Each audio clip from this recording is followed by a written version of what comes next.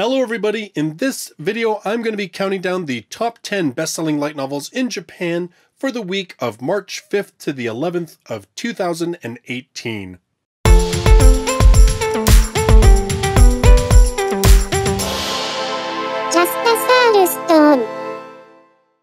Hello everybody and welcome to another weekly countdown of the best-selling light novels in Japan, this being the top 10 for the week of March 5th to the 11th of 2018.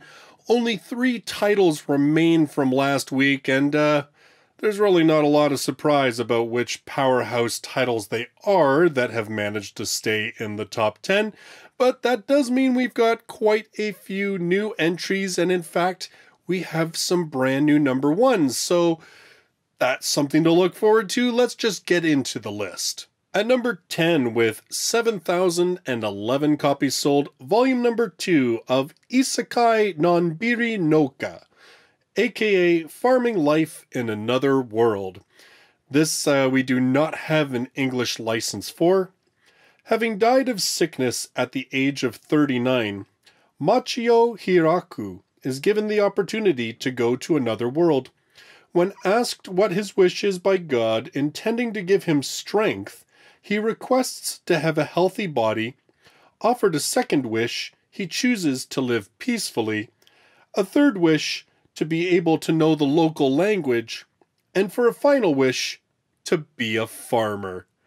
Now actually, volume number 1 of this series was on the list previously, and it was the description there at that time was a little bit different. I seem to recall it being like God arguing basically back and forth with this guy, like, come on, you know, you had a really lousy life, you were sick, you died young, like, come on, I'll give me something else. And he's like, no, I just want to be healthy. Nah, that's not good enough. I'll give you another one. How about another one? Yeah, okay. I just want to like live a nice peaceful life. Oh, no, come on, give me. And then ultimately he ends up being a farmer. I don't know. You know what? To me, there is definitely a movement in some light novels that kind of are anti-work. Like, I don't know, it's not that it's against work. I mean, obviously farming is an incredible amount of work, but it's more against that sort of high stress urban type an idea of work. Like, we have how many light novels where people are dying of working too hard at their job. You know, this one again, like, the guy wishes to be a farmer as opposed, you know, to try and like because I think that kind of fits with his idea of like a peaceful life. Not to mention, I would imagine if he had been sick, he probably wasn't able to be outside a whole lot. So he thought, you know, if I'm a farmer, I get to enjoy the land and enjoy the weather and enjoy my healthy body and a peaceful life.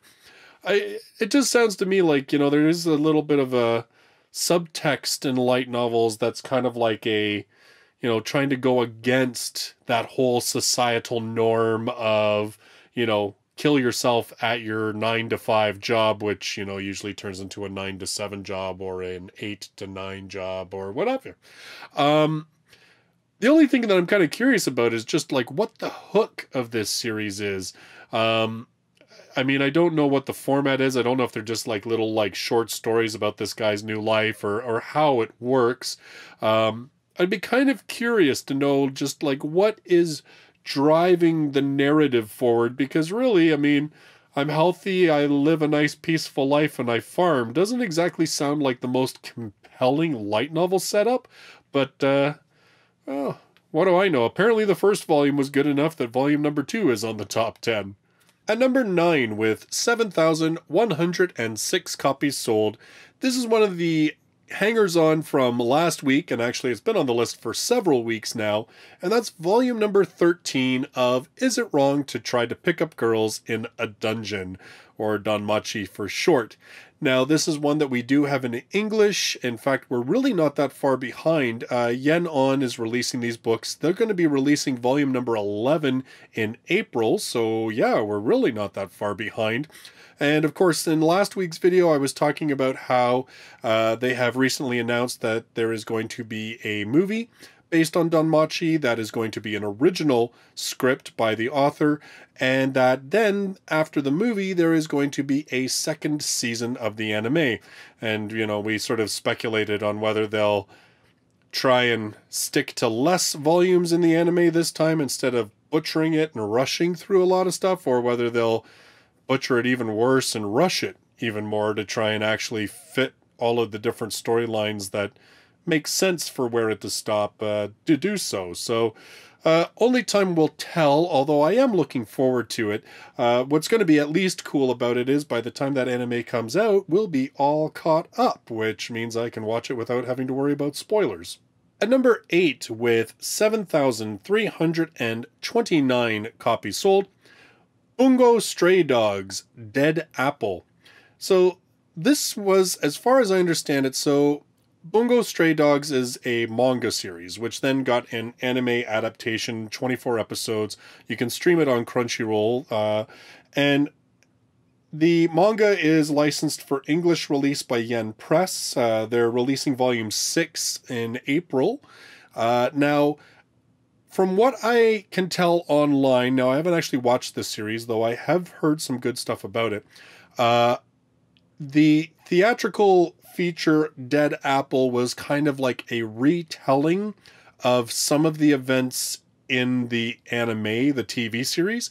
Feel free to correct me if I'm wrong. Like I said, I haven't actually seen it. I'm just kind of reading this secondhand. In any case, this is a novelization of the theatrical release. So this is kind of like what we were talking about before, and we've seen it on the top 10 in the last, couple of months. Trinity 7 had that. Haikyuu had that. So novelizations that are either based on or side stories of existing properties that are typically a manga first. So kind of interesting that we sort of see, like typically when it involves light novels, we see it go the other way. Light novel comes first, then the manga, then the anime, and so forth. But in certain properties, we are seeing it go kind of the other way. It's like a manga, then an anime, then they bring in light novels, as I said, either as adaptations or as original side stories. So in this case, this is the adaptation route. It is adapting Dead Apple, which, like I said, I'm a little uncertain whether this is kind of like an original story or whether Dead Apple is just kind of like a movie version of the anime TV series. Feel free to let me know in the comments down below if you are familiar with it. At number 7, with 8,051 copies sold, Volume 10, Part 3 of Kyoukaisenjou no Horizon. So this is also known as Horizon in the Middle of Nowhere. I mean, every single time this releases a new volume, it's on the list. There's no English license for the light novels. There were 2 anime seasons, the total of 26 episodes, which is licensed for English release by Sentai Filmworks. Now, pretty much all I've read online is how the anime absolutely butchers this story because the volumes are so huge. That's kind of why, as far as I understand it, they're coming out like Volume 10, Part 3, because once you collect all of these parts together, the single volume is like 800 plus pages long. So now, in this one, Kyoukaisenjou no Horizon chronicles the story of a futuristic civilization returned to Earth after constant warfare hindered them from traveling beyond the post-apocalyptic Earth. At this stage, a small archipelago called the Divine States were the only hospitable land on Earth. In order to regain the spacefaring technology they had lost after many years of war, they decided to recreate history with a book called the Testament as a guide. It is now the year 1648 in the Testament era. Tori Aoi, Chancellor and Student Council President of the only academy on the airborne city ship Musashi, faces the 10-year anniversary of the death of his childhood friend, Horizon Ariadust, in an accident. As he prepares to celebrate the occasion by proposing to P01s, an automaton who looks exactly like Horizon, he discovers that his suspicion about P01's appearance actually has a basis in truth. P01 is, in fact, Horizon Ariadust reborn into a robotic body. In addition to this, Horizon's emotions had been stripped away and are now stored in 8 powerful weapons called the Mortal Sin Armaments, which are now in the possession of key people in various established countries in the Divine States. To retrieve the emotions of Horizon Ariadust, Tori Aoi, along with his friends and allies, begins a crusade against different obstacles as key events in history are recreated in a futuristic manner. Now, admittedly, the length of these books is a bit of an intimidating factor, and certainly is probably one of the major reasons that we don't see this being translated into English. But I can't help but kind of want to read it, though. I mean, okay, like, if you look at the cover, like, it's like a little overdone with the massive opie, but aside from that, the actual story sounds kind of interesting.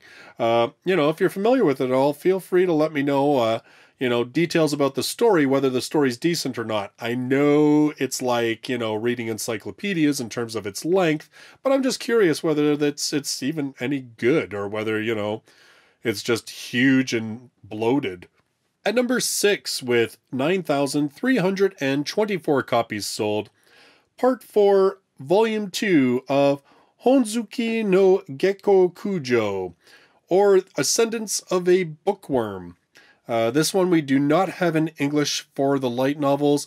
This, of course, was number 1 of the Tankobon list in Kono Light Novel ga Sugoi of 2018. So lots of kind of hype behind this series. Kind of surprised they haven't announced like an anime or anything about this yet. And again, it's one of those series that I'm kind of curious whether we'll get it in English. I've heard some varying ideas about what this series is like. Sounds like one of those series that I might really enjoy, but I don't know if it's going to be for everybody. That kind of seems to be the gist of what I get from people. In this one, Urano, a bookworm who had finally found a job as a librarian at a university, was sadly killed shortly after graduating from college. She was reborn as the daughter of a soldier in a world where the illiteracy rate is low and books were scarce. No matter how much she wanted to read, there were no books around. What is a bookworm to do without any books? Make them, of course. Her goal is to become a librarian. So that she may once again live surrounded by books, she must start by making them herself. Apparently there's like lots of whole chapters and stuff about conversations about like types of paper and binding and stuff like that. At least somebody had said that to me. I don't know if that's true or not. Very interesting looking series though, and like the covers make it look like it. Like the covers are quite beautiful. I like them, and they really do make it seem like it's quite of that there is an element of action and stuff like that. I'm curious about how this series about a young girl trying to create books, like what drives it forward narrative wise in terms of like keeping the audience engaged. This is a series that I would really like to see in English. Again, I mean, I know it's an isekai, which actually makes it more likely we'll see it in English given the current market. But I think it's different enough that it would still be very interesting to check out. And like I said, with all the hype around how well it did with Kono Light Novel ga Sugoi, I would not be surprised if we do eventually see a license of this one. At number 5, with 9,644 copies sold, volume number 5 of Sword Art Online Progressive. Of course, another one of the 3 that hung in there from last week. It's been on the list for a good number of weeks itself. This one, written by Reki Kawahara, the sort of side spin-off series of Sword Art. This one really just elongating the Aincrad storyline. the first volume was really good. I've heard lots of really good things about the volumes afterwards. I know that Kawahara is, he's currently writing this series. It's not like Sword Art where it's a web novel series that they've been releasing with, edits and stuff like that. This is like all new material as far as I understand it. And which is probably why it's taken a lot longer. Like for a very long time, we've only been getting one volume a year or so. But they're only at like the 5th floor, which means they still got 70 to go. I'm very interested to see how Kawahara will ever get caught up with this one. It is being released in English by Yen On. We are caught up to this most recent volume. The first 4 are available in English.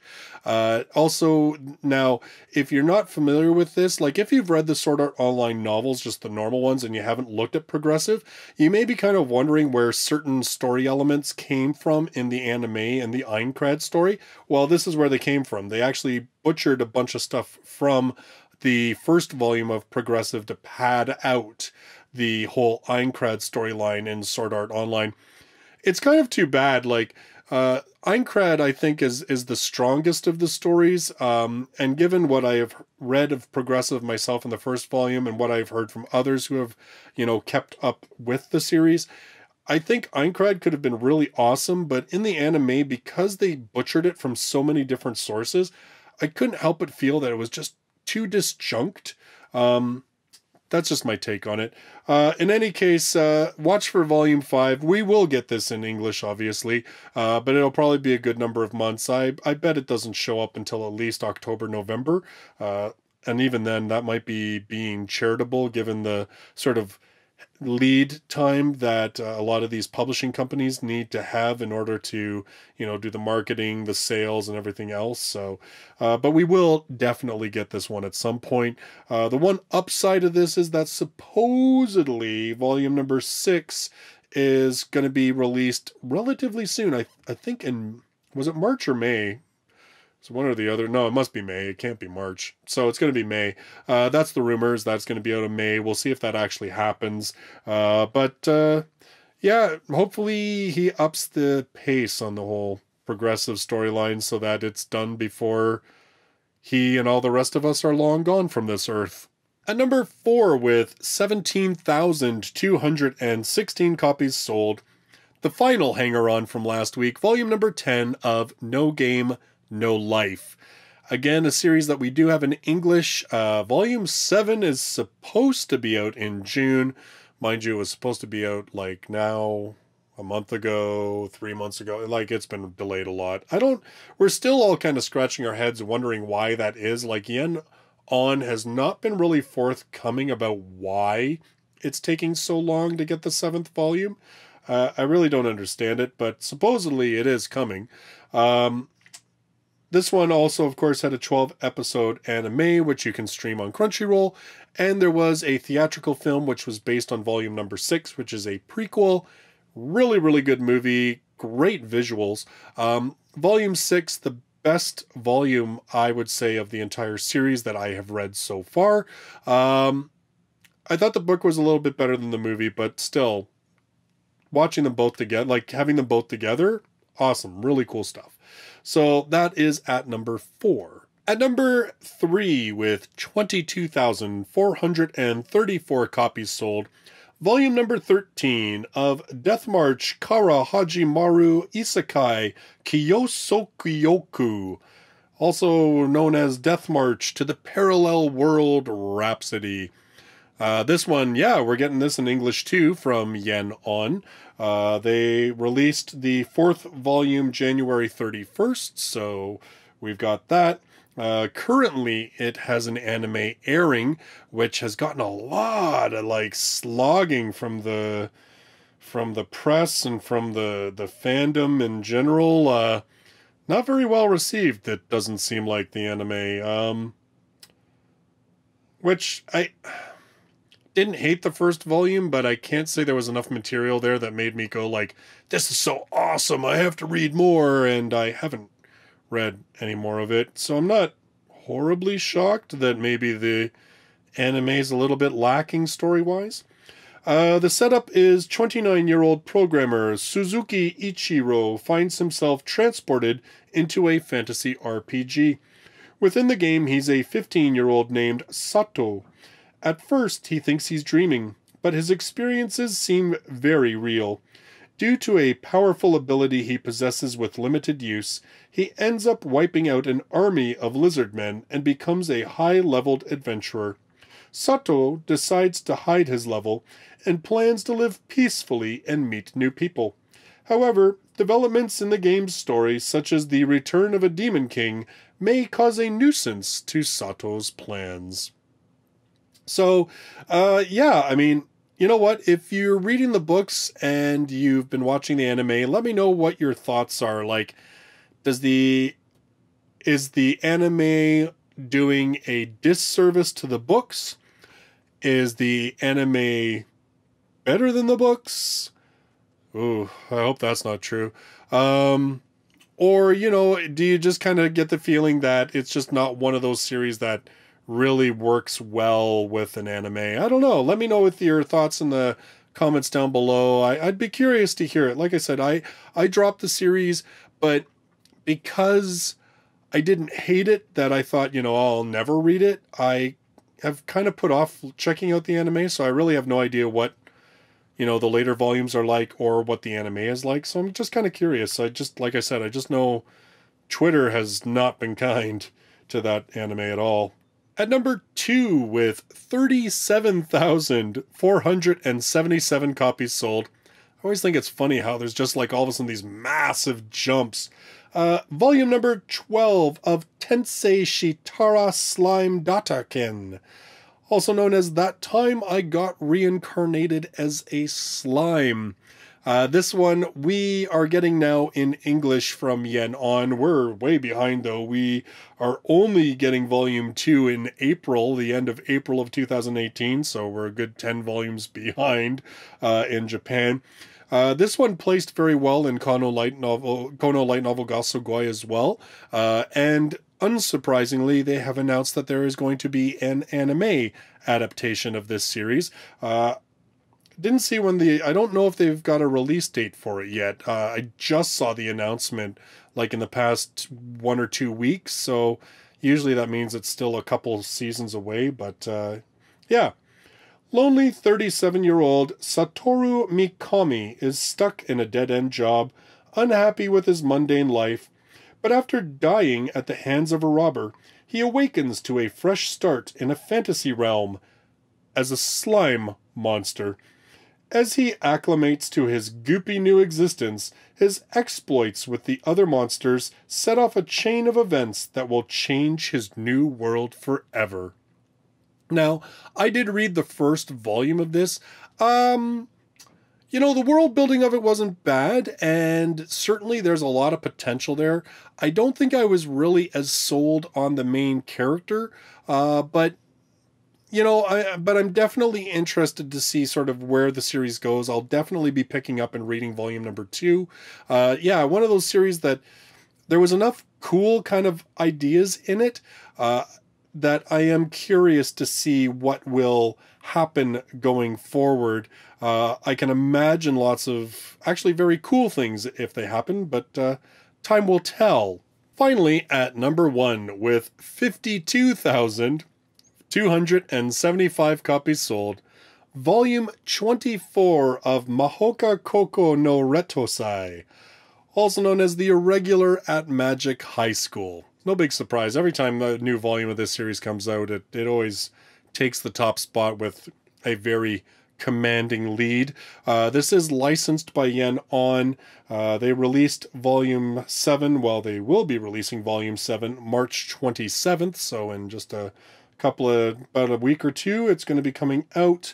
So we are horribly behind on this one. There is a 26-episode anime which covered Volumes 1 to 7. But apparently excluded Volume 5 for some reason. You can stream that on Crunchyroll. Magic. It is a product of neither legends nor fairy tales, but instead has become a technology of reality since a time unknown to people. Supernatural power became a technology systematized through magic, while magic became a technical skill. A supernatural power user became a magic technician. Magic technicians, in short, magicians, are nurtured through magic high schools and universities. This is a story about a defective elder brother and low achiever, a perfect, flawless younger sister and high achiever. After both siblings entered a magic high school, the stage of daily turbulence was unveiled. So, I only read the first 2 volumes of this series. I think, like I said, I've said it before, I think part of that is because I watched the anime. Anytime I watch anime, I find it very hard to get into a book series, particularly this one, because I found that there is quite a lot of like technobabble about how the magic works and everything else. So it kind of took me out of it. I don't know. I just couldn't really get into it. Clearly though, it's an insanely popular series, and it was just announced like, what was it, yesterday or the day before? That apparently volume 25, when it comes out, is supposedly prepping towards the climax of the series. Or did they say specifically of the series or just towards a climax? I'd have to look at the specific wording because, sometimes things are a little misleading about what they mean when they say towards a climax. But I think there is sort of a general idea that perhaps we're getting towards the end of this series. So we may only have another 1 or 2 or 3 or 4 or 5. I mean, I don't know. I guess it depends on how long it takes the author to reach the end of the series once they announce that they're going to do it eventually. I'd like to say a special thank you to Ricardo Matos, Renzaz, Alex Y, and VentZX, and all the rest of my patrons on Patreon. Their contributions help keep this channel going and are also helping me create new projects such as the upcoming light novel podcast. So those are your top 10 best-selling light novels for March 5th to the 11th of 2018. Let me know your thoughts about the list in the comments down below. Do you actually think that the irregular at Magic High School is going to come to an end in the next, let's say 3 to 4 volumes? Or do you think that, the author's going to stretch the end out a little bit more? I mean, I can't really say I blame the guy when he's making some pretty good bank off of these books. I mean, almost 60,000 copies in 1 week. So yeah, I mean, I can't say I blame him. I'd probably stretch that out too. So if you're brand new to the channel and you love light novels, you should subscribe. I do this countdown every single week, as well as doing 2 to 3 light novel reviews on a weekly basis as well. Thank you so much for joining me in this video, and I look forward to seeing you in the next one. Till then, bye bye for now.